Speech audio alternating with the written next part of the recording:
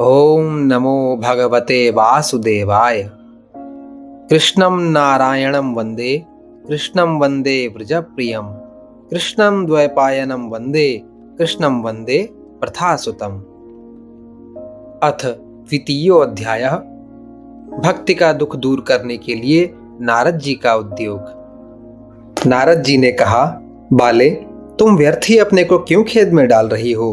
अरे, तुम इतनी चिंतातुर क्यों हो? भगवान श्री कृष्ण के चरण कमलों का चिंतन करो। उनकी कृपा से तुम्हारा सारा दुख दूर हो जाएगा। जिन्होंने कौरवों के अत्याचार से द्रौपदी की रक्षा की थी और गोप सुंदरियों को सनाथ किया था, वे श्री कृष्ण कहीं चले थोड़े ही गए हैं। फिर तुम तो भक्ति हो और सदा उन्हें प्राणों से भी प्यारी हो।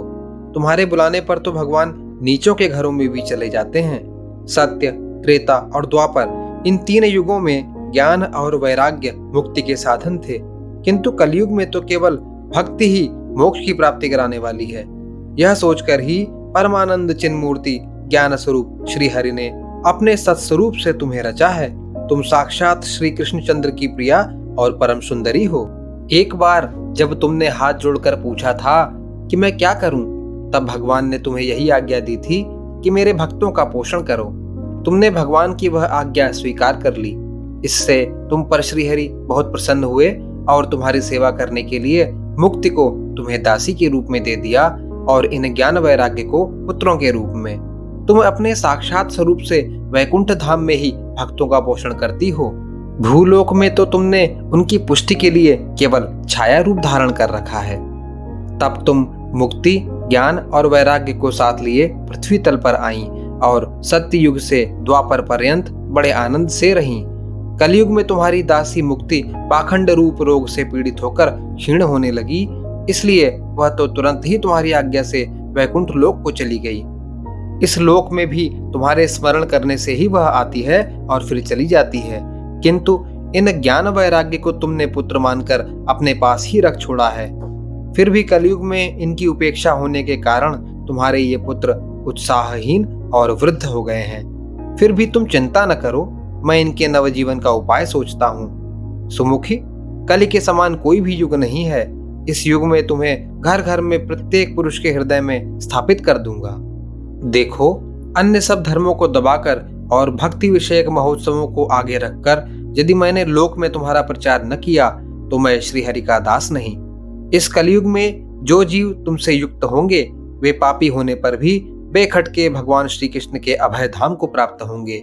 जिनके हृदय में निरंतर प्रेम रूपिणी भक्ति निवास करती है, वे शुद्ध अंतःकरण पुरुष स्वप्न में भी यमराज को नहीं देखते। जिनके हृदय में भक्ति महारानी का निवास है, उन्हें प्रेत, पिशाच, राक्षस या दैत्य आदि स्पर्श करने में भी समर्थ नहीं हो सकते। तप, वेदाध्ययन, ज्ञान और कर्म आदि किसी भी साधन से भगवान वश में नहीं किए जा सकते। वे केवल भक्ति से ही वशीभूत होते हैं। इसमें श्री गोपजन प्रमाण हैं। मनुष्यों का सहस्रों जन्म के पुण्य प्रताप से भक्ति में अनुराग होता है। कलयुग में केवल भक्ति ही सार है। भक्ति से तो साक्षात श्री कृष्णचंद्र सामने उपस्थित हो जाते हैं। जो लोग भक्ति से द्रोह करते हैं वे तीनों लोकों में दुख ही दुख पाते हैं। पूर्व काल में भक्त का तिरस्कार करने वाले दुर्वासा ऋषि को बड़ा कष्ट उठाना पड़ा था। बस व्रत, तीर्थ, योग, यज्ञ और ज्ञान चर्चा आदि बहुत से साधनों की कोई आवश्यकता नहीं है। एकमात्र भक्ति ही मुक्ति देने वाली है। सूत जी कहते हैं, इस प्रकार नारद जी के निर्णय किए हुए अपने महात्म्य को सुनकर भक्ति के सारे अंग पुष्ट हो गए और वे उनसे कहने लगी। भक्ति ने कहा, नारद जी, आप धन्य हैं। आपकी मुझ में निश्चल प्रीति है। मैं सदा आपके हृदय में रहूंगी, कभी आपको छोड़कर नहीं जाऊंगी। साधो, आप बड़े कृपालु हैं। आपने क्षण भर में ही मेरा सारा दुख दूर कर दिया, किंतु अभी मेरे पुत्रों में चेतना नहीं आई है। आप इन्हें शीघ्र ही सचेत कर दीजिए, जगा दीजिए। सूत जी कहते हैं, भक्ति के ये वचन सुनकर नारद जी को बड़ी करुणा आई और वे उन्हें हाथ से हिला डुलाकर जगाने लगे। फिर उनके कान के पास मुंह लगाकर जोर से कहा, ओ ज्ञान, जल्दी जाग पड़ो। ओ वैराग्य, जल्दी जग पड़ो। फिर उन्होंने वेद ध्वनि, वेदांत घोष और बार बार गीता पाठ करके उन्हें जगाया। इससे वे जैसे तैसे बहुत जोर लगाकर उठे। किंतु आलस्य के कारण वे दोनों जम्भाई लेते रहे, नेत्र उघाड़कर देख भी नहीं सके। उनके बाल बगुलों की तरह सफेद हो गए थे। उनके अंग प्रायः सूखे काठ के समान निस्तेज और कठोर हो गए थे। इस प्रकार भूख प्यास के मारे अत्यंत दुर्बल होने के कारण उन्हें फिर सोते देख नारद जी को बड़ी चिंता हुई और वे सोचने लगे, अब मुझे क्या करना चाहिए? इनकी यह नींद और इससे भी बढ़कर इनकी वृद्धावस्था कैसे दूर हो? शौनक जी इस प्रकार चिंता करते करते वे भगवान का स्मरण करने लगे। उसी समय यह आकाशवाणी हुई कि मुने, खेद मत करो, तुम्हारा यह उद्योग निस्संदेह सफल होगा। देवर्षे, इसके लिए तुम एक सत्कर्म करो, वह कर्म तुम्हें संत शिरोमणि महानुभाव बताएंगे। उस सत्कर्म का अनुष्ठान करते ही क्षण भर में इनकी नींद और वृद्धावस्था चली जाएंगी तथा सर्वत्र भक्ति का प्रसार होगा। यह आकाशवाणी वहां सभी को साफ साफ सुनाई दी। इससे नारद जी को बड़ा विस्मय हुआ और वे कहने लगे, मुझे तो इसका कुछ आशय समझ में नहीं आया। नारद जी बोले, इस आकाशवाणी ने भी गुप्त रूप में ही बात कही है। यह नहीं बताया कि वह कौन सा साधन किया जाए जिससे इनका कार्य सिद्ध हो। वे संत न जाने कहाँ मिलेंगे और किस प्रकार उस साधन को बताएंगे। अब आकाशवाणी ने जो कुछ कहा है उसके अनुसार मुझे क्या करना चाहिए? सूत जी कहते हैं, शौनक जी, तब ज्ञान वैराग्य दोनों को वहीं छोड़कर नारद मुनि वहां से चल पड़े और प्रत्येक तीर्थ में जा जाकर मार्ग में मिलने वाले मुनीश्वरों से वह साधन पूछने लगे। उनकी उस बात को सुनते तो सब थे, किंतु उसके विषय में कोई कुछ भी निश्चित उत्तर न देता। किन्हीं ने उसे असाध्य बताया, कोई बोले इसका ठीक ठीक पता लगाना ही कठिन है। कोई सुनकर चुप रह गए और कोई तो अपनी अवज्ञा होने के भय से बात को टाल टूल कर खिसक गए। त्रिलोकी में महान आश्चर्यजनक हाहाकार मच गया। लोग आपस में कानाफूसी करने लगे। भाई, जब वेद ध्वनि, वेदांत घोष और बार बार गीता पाठ सुनाने पर भी भक्ति, ज्ञान और वैराग्य ये तीनों नहीं जगाए जा सके, तब और कोई उपाय नहीं है। स्वयं योगीराज नारद को भी जिसका ज्ञान नहीं है, उसे दूसरे संसारी लोग कैसे बता सकते हैं? इस प्रकार जिन जिन ऋषियों से इसके विषय में पूछा गया, उन्होंने निर्णय करके यही कहा कि यह बात दुसाध्य ही है। तब नारद जी बहुत चिंतातुर हुए और बदरी वन में आए। ज्ञान वैराग्य को जगाने के लिए वहां उन्होंने यह निश्चय किया कि मैं तप करूंगा। इसी समय उन्हें अपने सामने करोड़ों सूर्यों के समान तेजस्वी सनकादि मुनीश्वर दिखाई दिए। उन्हें देखकर वे मुनिश्रेष्ठ कहने लगे। नारद जी ने कहा, महात्माओं, इस समय बड़े भाग्य से मेरा आप लोगों के साथ समागम हुआ है। आप मुझ पर कृपा करके शीघ्र ही वह साधन बताइए। आप सभी लोग बड़े योगी, बुद्धिमान और विद्वान हैं। आप देखने में 5-5 वर्ष के बालक से जान पड़ते हैं, किंतु हैं पूर्वजों के भी पूर्वज। आप लोग सदा वैकुंठ धाम में निवास करते हैं, निरंतर हरि कीर्तन में तत्पर रहते हैं, भगवत लीला अमृत का रसास्वादन कर सदा उसी में उन्मत्त रहते हैं और एकमात्र भगवत कथा ही आपके जीवन का आधार है। हरि शरणम, यह वाक्य सर्वदा आपके मुख में रहता है। इसी से काल प्रेरित वृद्धावस्था भी आपको बाधा नहीं पहुंचाती। पूर्व काल में आपके भ्रूभंग मात्र से भगवान विष्णु के द्वारपाल जय और विजय तुरंत पृथ्वी पर गिर गए थे और फिर आपकी ही कृपा से वे पुनः वैकुंठ लोक पहुंच गए। धन्य है, इस समय आपका दर्शन बड़े सौभाग्य से ही हुआ है। मैं बहुत दीन हूँ और आप लोग स्वभाव से ही दयालु हैं, इसलिए मुझ पर आपको अवश्य कृपा करनी चाहिए। बताइए, आकाशवाणी ने जिसके विषय में कहा है वह कौन सा साधन है और मुझे किस प्रकार उसका अनुष्ठान करना चाहिए? आप इसका विस्तार से वर्णन कीजिए। भक्ति, ज्ञान और वैराग्य को किस प्रकार सुख मिल सकता है और किस तरह इनकी प्रेम पूर्वक सब वर्णों में प्रतिष्ठा की जा सकती है?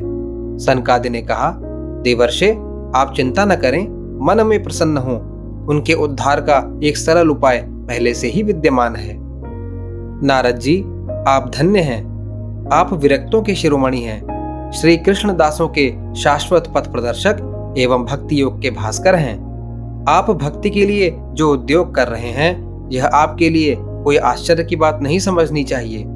भगवान के भक्त के लिए तो भक्ति की सम्यक स्थापना करना सदा उचित ही है।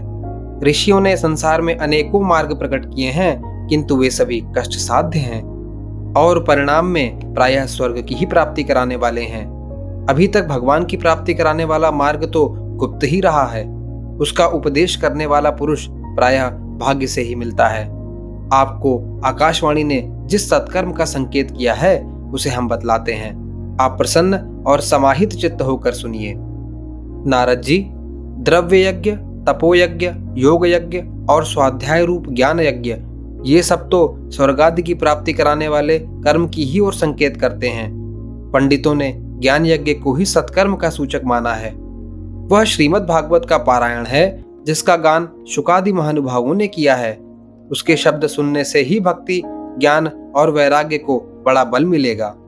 इससे ज्ञान वैराग्य का कष्ट मिट जाएगा और भक्ति को आनंद मिलेगा। सिंह की गर्जना सुनकर जैसे भेड़िए भाग जाते हैं, उसी प्रकार श्रीमद् भागवत की ध्वनि से कलयुग के सारे दोष नष्ट हो जाएंगे। तब प्रेम रस प्रवाहित करने वाली भक्ति, ज्ञान और वैराग्य को साथ लेकर प्रत्येक घर और व्यक्ति के हृदय में क्रीड़ा करेगी। नारद जी ने कहा, मैंने वेद वेदांत की ध्वनि और गीता पाठ करके उन्हें बहुत जगाया, किंतु फिर भी भक्ति, ज्ञान और वैराग्य ये तीनों नहीं जगे। ऐसी स्थिति में श्रीमद् भागवत सुनाने से वे कैसे जगेंगे? क्योंकि उस कथा के प्रत्येक श्लोक और प्रत्येक पद में भी वेदों का ही तो सारांश है।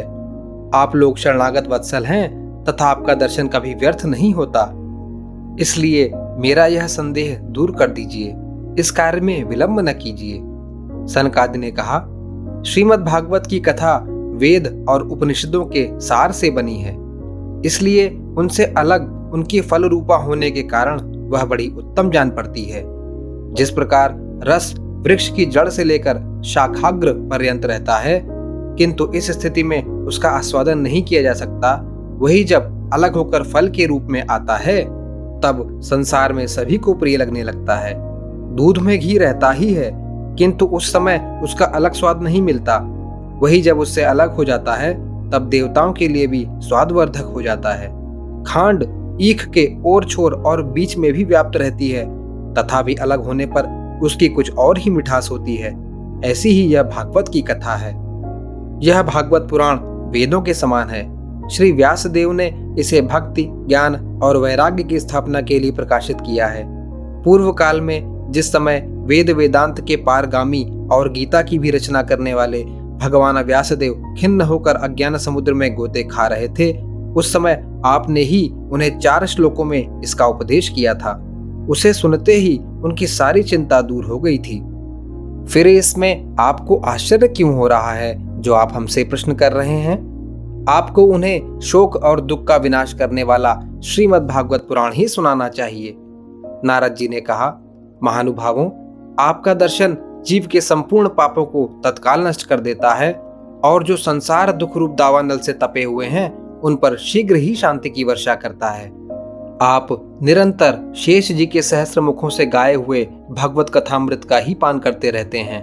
मैं प्रेम लक्षणा भक्ति का प्रकाश करने के उद्देश्य से आपकी शरण लेता हूँ। जब अनेकों जन्मों के संचित पुण्य पुंज का उदय होने से मनुष्य को सत्संग मिलता है, तब वह उसके अज्ञान जनित मोह और मद रूप अंधकार का नाश करके विवेक उदय होता है। इति श्री पद्म पुराणे उत्तरखंडे श्रीमद् भागवत महात्म्ये कुमार नारद संवादो नाम 2य अध्यायः। जय जय श्री राधा कृष्ण।